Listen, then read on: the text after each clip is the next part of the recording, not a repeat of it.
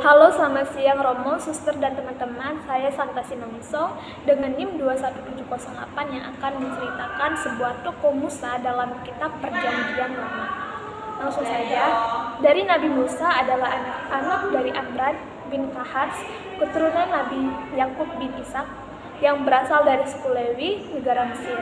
Beliau ini diangkat menjadi nabi pada tahun 1460 sebelum Masehi. Beliau merupakan salah satu nabi yang masuk ke dalam ulul azmi. Musa ini merupakan salah satu tokoh penting yang ada dalam Alkitab. Kisahnya yang melegenda membuat kita sebagai umat Kristiani ataupun muda-mudi Katolik ini dapat mempelajari dan bahkan merenungi kisah-kisahnya. Sikapnya yang selalu taat pada Tuhan Yesus Kristus membuat Musa layak menjadi salah satu tokoh yang diteladani. Selanjutnya, hal yang patut kita terapkan dalam tokoh Musa tersebut, banyak pembelajaran yang dapat kita terapkan dalam kehidupan sehari-hari dan menjadikan teladan bagi kehidupan yang akan kita lewati selanjutnya. Apakah yang harus kita tiru dari tokoh Musa tersebut? 9 keteladanan dalam Musa tersebut yang wajib kita ketahui dan yang harus kita terapkan dalam kehidupan kita sehari-hari. Bahwa Musa ini ia dipercayai oleh Allah untuk memimpin bangsa Israel keluar dari tanah Mesir menuju tanah yang telah dijanjikan Tuhan bagi bangsa Israel. Nah, dari tokoh Musa tersebut, bahwa ia mampu mengatasi berbagai pemberontakan dari sesama umat Israel maupun pemimpin yang lain selama ia di padang gurun. Ia juga tetap setia mengikuti perintah Tuhan hingga berhasil membawa bangsa Israel keluar dari Mesir. Berikut yang akan saya paparkan keteladanan Musa yang harus kita terapkan dalam kehidupan. Pertama, lembah lembut yang akan menjadikan sebuah menyemangatkan kita, serta kelemah lembutan yang senantiasa tunduk terhadap otoritas Allah. Yang kedua, bahwa kita ketahui Musa ini adalah orang yang setia dalam segenap rumahnya.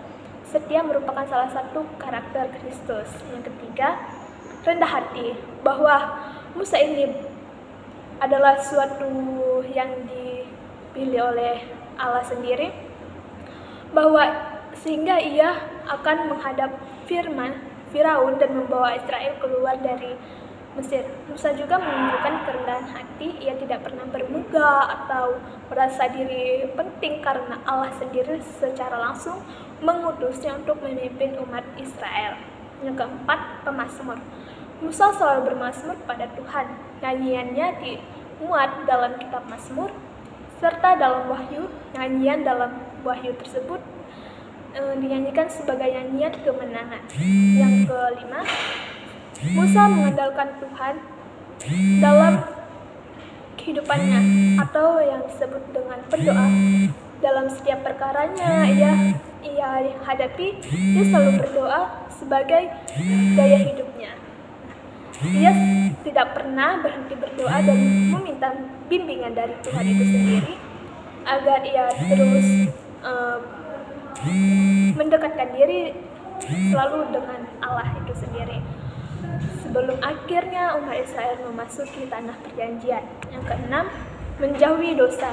Manusia terutama lemah dalam sisi rohani, seringkali begitu mudah jatuh ke dalam dosa. Mereka menikmati kesenangan dalam dosa, namun Musa ini sangat berbeda. Ia tidak menikmati kesenangan dalam dosa. Dalam Ibrani 11 ayat 25 disebutkan bahwa Musa menolak disebut sebagai anak putri Firaun. Ia lebih suka menderita sengsara bersama umat Allah dibandingkan menikmati kesenangan sementara dari dosa. Yang ketujuh, menganggap Kristus lebih bernilai. Kita tahu bahwa Musa ini menolak disebut anak dari putri Firaun. Oleh sebab itu, ia memilih hidup menderita bersama bangsa Israel. Musa juga menganggap penghinaan karena Kristus lebih bernilai dibandingkan dengan harta. Yang kedelapan, mengharapkan upah masa depan. Nah, ia memandang upah masa depan ini tidak layaknya begitu. Sama seperti yang dikatakan bahwa kita ini memperhatikan yang kelihatan yang sifatnya sementara saja, namun memperhatikan hal yang tak kelihatan yang sifatnya kekal, yaitu janji Tuhan bagi orang yang percaya kepadanya. Yang kesembilan, memiliki jiwa Bapa.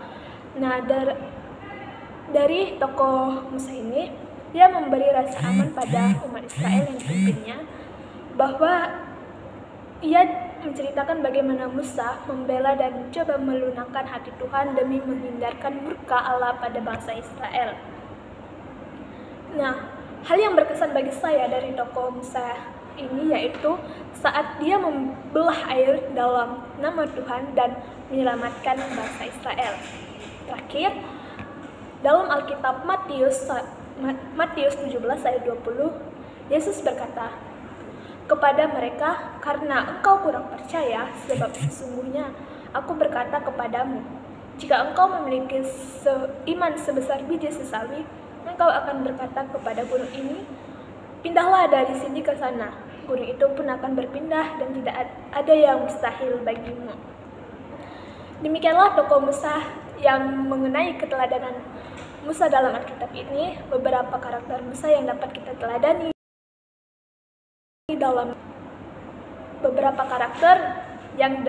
teladani dalam perjanjian dan menjalani hidupnya sebagai Nabi Allah yang membawa umat Israel keluar dari Mesir, memimpin mereka selama 40 tahun di padang gurun. Antara lain yaitu lemah lembut, setia, rendah hati, pemazmur, pendoa, menjauhi dosa, menganggap proses lebih bernilai, mengharapkan upah masa depan, dan memiliki jiwa Bapa. Semoga dengan mengenai karakter Musa ini dan tokoh Musa ini dapat bermanfaat bagi kehidupan kita sehari-hari. Nah, bagi saya, apa yang berkesan bagi saya dalam tokoh Musa ini? Karena ia memiliki sikap lemah lembut, sederhana, sabar, menyenangkan hati Tuhan dan sesama. Kelemah lembutan Musa membuatnya senantiasa untuk tunduk terhadap otoritas Allah dan mengandalkan Tuhan dalam segala hal.